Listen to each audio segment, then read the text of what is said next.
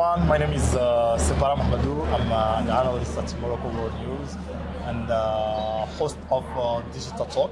Digital Talk is a flagship initiative launched by Morocco World News, where we bring different experts from different domains, agriculture, culture, investment, education, mode design, to come talk about digitalization linked to the domain of specialization.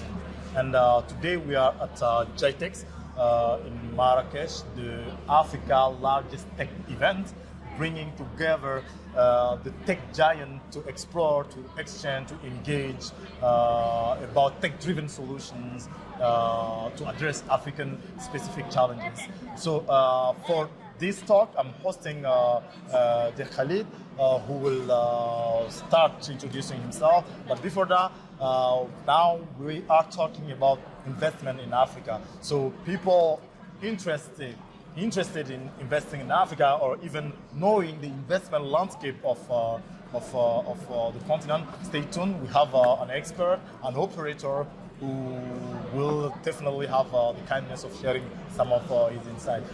Welcome, Khalid. Thank you, Mohammed. It's a pleasure sharing this talk with you, this chat. I'm Khalid Machchate. I'm an entrepreneur from Morocco, and I have been investing for a few years after some of my entrepreneurial ventures have grown to a size where I was comfortable focusing more on diversifying our portfolio. And I have also worked in support of startups across the continent in getting investment, access to market, whether within Africa, but also within the US, Europe, and the Middle East as well. Interesting, very interesting. You just now talk about the investment, how can I say, your journey. But the question I want to ask you, like, what is the driven factors that drives you to this investor sector, and particularly focus on Africa? So, for context, I have been an entrepreneur for the past 15 years or so. And so the fact that most of my team, more than 90% of my team, is from Africa, the fact that we have such bright talent in our continent that is untapped. We have great markets that are untapped by Western and Eastern forces alike.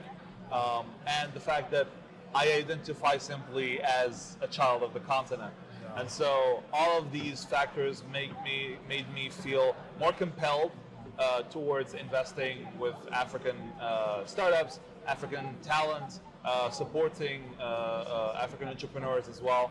And so it was more of a basic natural feeling of connection to the continent. Yeah.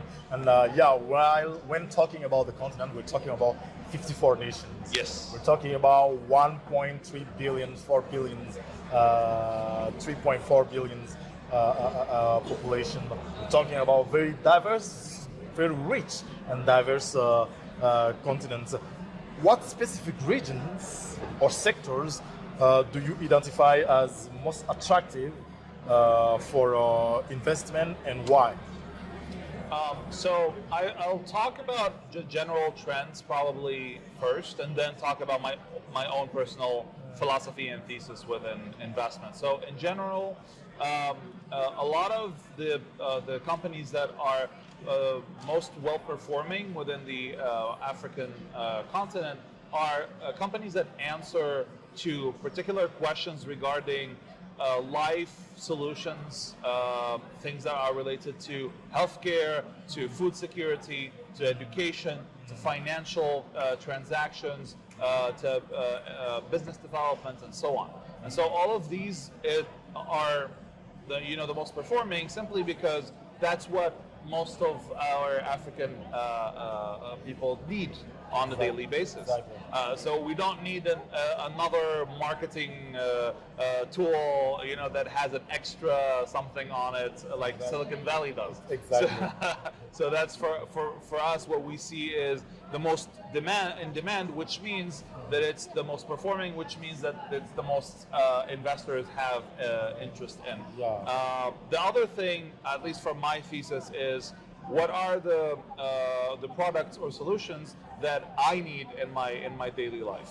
And so that is how I invest. The reason why is because it simply makes it much easier for me to not have to think about return on investment as a first priority in my investment. So I can think, oh, this is something that I use on a daily basis. So I am buying my way into using the product and so supporting a product that I like. Exactly. So I don't have to think, oh, it's 5 years and I haven't had my return on investment yet. Exactly.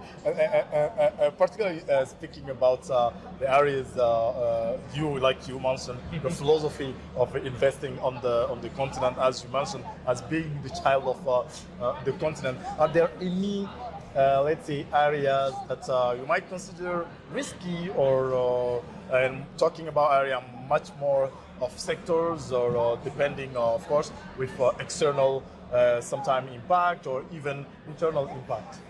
So I would say that any sector that has a lot of regulation behind it, especially within sectors that haven't yet had the time to develop on the regulatory standpoint from the different countries. Because as you said, it's 54 countries with each their own regulations. We're not in a Schengen area where there is a GDPR that covers the entire area and that you can just take that as a regulatory framework and work with it. So everything that has to do with regulation or that is within a sector that is regulatory heavy is something that I would not step into without having to study each market that we would work with, and at the same time that I wouldn't investing just out of pure, let's say, connection or desire, that I would have to study a lot more in detail, and that the opportunity would need to be substantial in order for me to forego the risk of disparity in regulation. Perfect. You mentioned during your presentation introduction, you say that you're in entrepreneurship more than 15 years now, with all this wealth experience in your journey in investing in Africa, coming from there and also knowing the investment landscape of the continent. What are some of, from your regard, and also even broadly speaking, some of the biggest challenges investor find, investor like African investors, I mean, and even abroad in the continent, on the continent, generally speaking? So we have a few challenges that. Let's talk about international VCs first. So international VCs have very limited visibility on the regulatory frameworks with regards to protection on investment, with regards to protecting returns, and with regards to the judicial frameworks when something wrong happens between an investor and an invested company. What happens? What's the court system like? Are we talking about, and this is comparably to, let's say, a Delaware or a UK or an international commerce legal framework, which is very clear. They are used to it. They've already worked with it, so they know what to expect when something goes wrong. So this sometimes pulls out a lot of the international investors because they just don't want to have to hire lawyers and whatever to try to understand each of the markets. The second thing is the 54 country separation. It's like we're not a monolithic market, which means that when an investor wants to invest in an African company and they think, oh, the closest country to that is this one, it has an interesting market, maybe we should go there. But then they find out that the regulation is entirely different from the first one. To jump directly on that specific point, we're staying now. We're gearing up for the AFCFTA, the Africa Free Zone, Continental Free Areas trade. What is the potential of that initiative, where, when well implemented, to probably address or help addressing this challenge? Although this is a commercial trade free zone area, I think that this will support investors in thinking they can penetrate multiple markets at the same time if there is, a judicial and regulatory framework that is shared amongst the AFCFTA countries.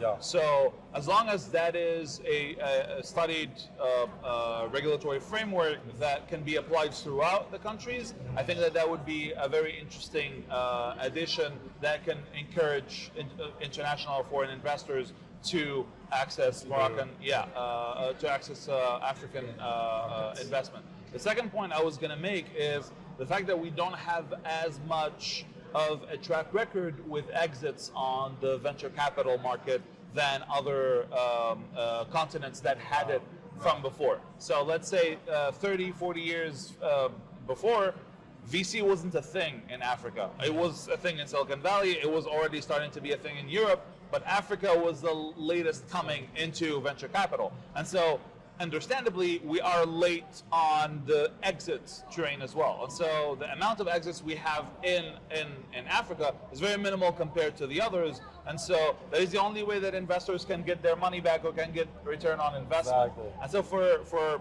international investors, it's very difficult to come and say, oh, we're going to invest in Africa and we're going to have the same returns or the same exit probabilities as other markets. And so that is what's being expressed right now by European, North American, and even Asian investors. Very interesting point. On this particular last point, what do you think that, what are the strategies you think personally from your experience, like you said, with this wealth of experience, that you think will help having this more homogeneous investor landscape on the continent?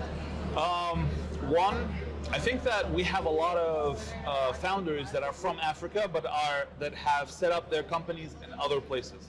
I think that creating a relationship with those founders to say, you can actually work with the African talent, you can have a large part of your entity operate within the African market, so that it ties to investors that company that you're building that is a unicorn, that is already ready to IPO or ready to exit, with the fact that it is from an African country. So it's not Khalid that's an American resident that's making a company in Silicon Valley, but no. This is a Moroccan company with their headquarters in Silicon Valley, if that makes sense, right? So that way we can actually sensitize international investors to the fact that this is a Moroccan company. The engineers are Moroccan. The CEO, the company itself is Moroccan. We're just using an international jurisdiction for ease of doing business with investors, with clients, etc. But everything else is still ties to the source of where the company has originated. This will, for me, help investors feel a lot more comfortable seeing good success stories come and that are tied to the continent. Because it will be difficult to say, oh, we're going to have more exits come out of companies that are established within the continent and that work within the legislation and judiciary framework of the continent, because that is a natural progression. Yes, we have to have more investors that will take the risk on Africa, but you can only ask from institutional investors that have interests in Africa to do that. You can't go ask a private VC firm to say, oh, we want you to be interested in Africa for the sake of being interested in Africa. It doesn't make sense, not in an open market. Definitely.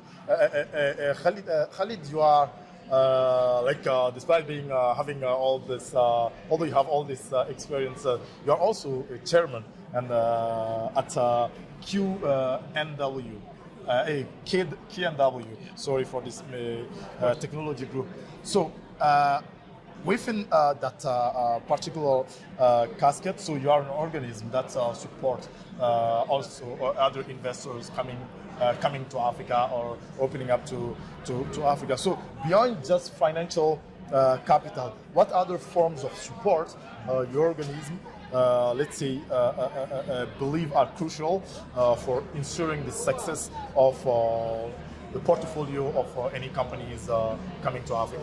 Of course. So KNW Technology Group, so we're a consulting and solution development company that operates within deep tech sectors. And so the support that we have for investors or investment companies within introduction to Africa or the Middle East is that we support them as a tier of trust within the technology space. So basically, if a startup is in the pipeline of an investor, we come and we say, we can support you with the due diligence into the technology of the company to know if the team is well made, if they have the technical expertise necessary, if the intellectual property is proper and checked, and if the technology works or not, as they claim it is. And so this helps the investor have an external factor of trust and audit into what the technical capacity and what the solution actually is from that particular startup, so that they feel comfortable investing in it from a technical standpoint. So that's one. The second is, as technologists, we've supported other investment actors, such as the Demo Africa program, which was selecting the top African startups and taking them to Silicon Valley for an acceleration and investment. And so our role was to support in selecting the best startups in the different African countries, and then giving them the support and training so that they would be ready for presentations to investors, so that they would be ready to open up in new markets like the US market. Interesting, very interesting. And when you mention, when we talk about Africans, especially when it comes to investment or entrepreneurship, one of the reality of Africa is that we have challenges to address, and some of those challenges are sometimes social, economic, I might say environmental. How do you balance achieving financial returns and creating this positive impact on local community through your investment or through your advices in investing in Africa? So, from a very, very personal story standpoint, the reason why I established KNW in my hometown, which is Meknes, which is not a city known as Rabat or Casablanca or Tangier for having industrial complexes or big companies, is because I wanted to support at a very, very local and personal level my city to get into the technology world and the technology sector. But more broadly on the African continent, I believe that the children of Africa that have that inner drive to support and to promote African excellence, both in and outside of Africa, are the only people that have enough implication and drive to create and to sacrifice perhaps a bit of the financial return on investment, the open market return on investment they could have had if they moved to the US, to Europe, or to somewhere else, in favor of supporting the development of their community. So all I would ask from the audience, from entrepreneurs and from talent that is African or of African descent, that is anywhere in the world, to believe that we're the only ones that can make Africa great and make Africa the next superpower continent where the best talent, the best technologies, and the best solutions in the world come from. And to end this very insightful discussion, thoughtful discussion, I will ask you what what advice would you give to an aspiring investor who's just interested in entering into the African market? Of course.